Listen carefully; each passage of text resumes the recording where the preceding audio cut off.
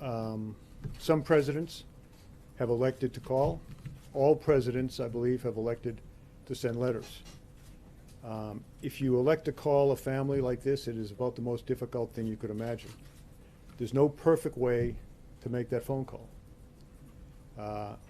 When I took this job and talked to President Trump about how to do it, my first recommendation was he not do it.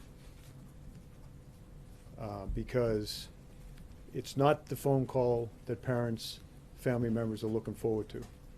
It's nice to do, in my opinion, in any event.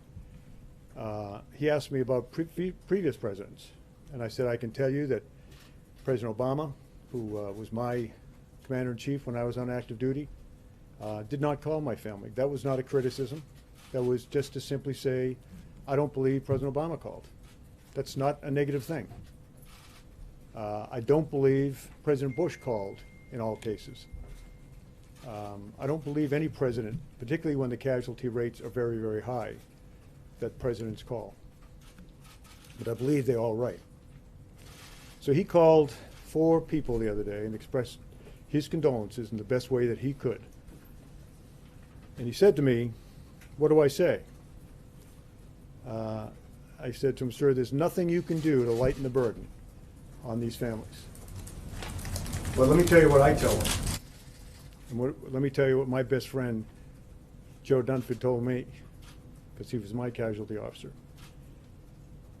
He said, Kel,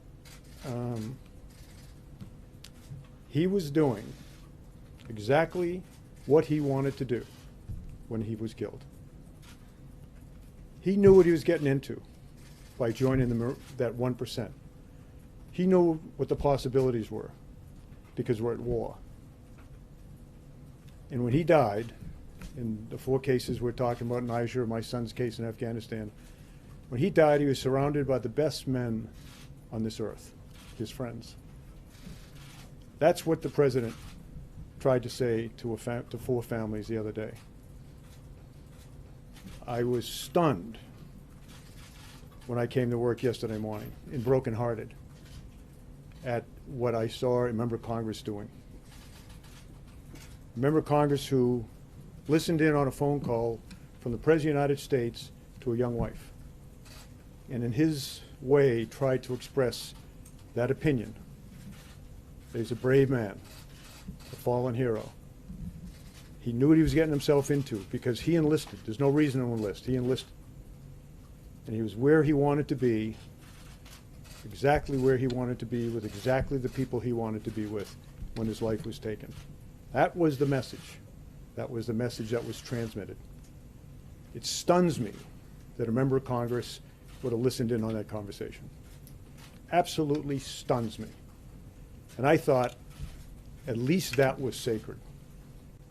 But I just thought the selfless devotion that brings a man or woman to die on the battlefield, I just thought that that might be sacred.